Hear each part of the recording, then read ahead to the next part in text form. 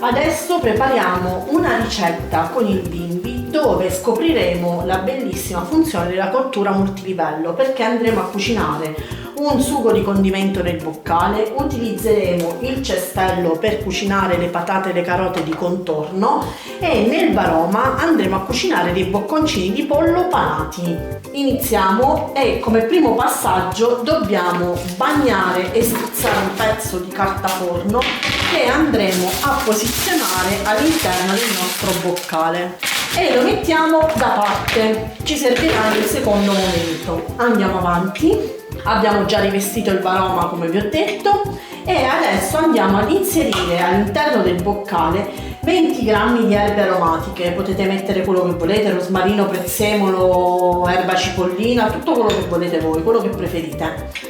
Poi mettiamo uno spicchietto d'aglio che noi già abbiamo pulito e mettiamo all'interno e ci mettiamo un pochettino di sale. Andiamo avanti, un po' di pepe, 80 grammi di pane macinato e stiamo preparando la panatura per i nostri bocconcini di pollo. Mettiamo l'olio, 30 grammi di olio, ok, posizioniamo il misurino e andiamo a frullare alla massima velocità per 15 secondi. Abbiamo finito di frullare, andiamo avanti, trasferiamo il composto in una ciotola capiente, ma noi vi faccio vedere, intanto vi faccio vedere quello che è il nostro pane aromatizzato alle erbe. In una ciotola capiente dove noi dobbiamo andare a panare gli straccetti di pollo, i bocconcini che noi già abbiamo preparato e tagliato, quindi andiamo a inserire qui il nostro pane aromatizzato. Ok, facciamo cadere tutto, andiamo bene il boccale e facciamo cadere tutto il pane e adesso andiamo a panare i nostri e li andiamo a posizionare un po' nel varoma e nel vassoio del varoma. Quindi andiamo a mettere un po' di bocconcini di pollo qui, disponendoli in modo tale da coprire la superficie ma senza farli accavallare troppo, in modo tale che abbiano tutti una cottura omogenea. La parte restante la andiamo a posizionare nel vassoio del varoma con il pane che in fase di cottura andrà comunque ad insaporire anche i bocconcini che sono sotto. Questo chiudiamo e mettiamo da parte e continuiamo con la nostra ricetta. Andiamo avanti. Allora, l'olio l'abbiamo messo nella panatura, quindi non andiamo ad aggiungere olio. Mettiamo la cipolla nel boccale, andiamo avanti, posizioniamo il misurino e andiamo a tritare a velocità 5 come indicato sul bimbi per 100 secondi. Non abbiamo lavato il boccale perché comunque la ricetta è tutta insieme, quindi andiamo, va bene così senza andarlo a lavare. Andiamo avanti e la nostra cipolla è tritata, andiamo a riunire sul fondo, 5 secondi riescono a tritare bene. Mettiamo 30 grammi di olio, andiamo a posizionare il cestello al posto del misurino e andiamo a fare il nostro soffritto a 120 gradi velocità 1. Stiamo facendo il nostro soffritto, vediamo il nostro bel vapore che esce dal cestello, ma non abbiamo schizzi. 120 gradi è la temperatura ottimale per fare un soffritto che resta con cipolla dorata, leggera, croccante e digeribile. Abbiamo quasi finito il nostro soffritto.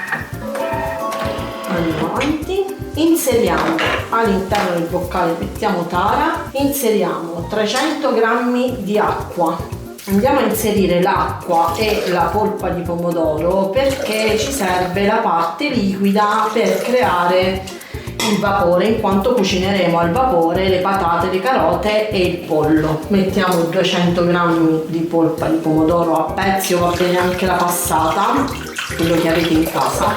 Andiamo avanti, mettiamo un pizzico di sale Andiamo a posizionare il cestello, lo apriamo e andiamo a tagliare all'interno 300 g di patate che noi abbiamo sbucciato in precedenza e li tagliamo a pezzetti. Il bimbi ci dice pezzetti da 3 cm, non dobbiamo prendere la riga e farlo 3 cm. I pezzetti sono indicativamente per avere una cottura ottimale con il tempo di questa ricetta.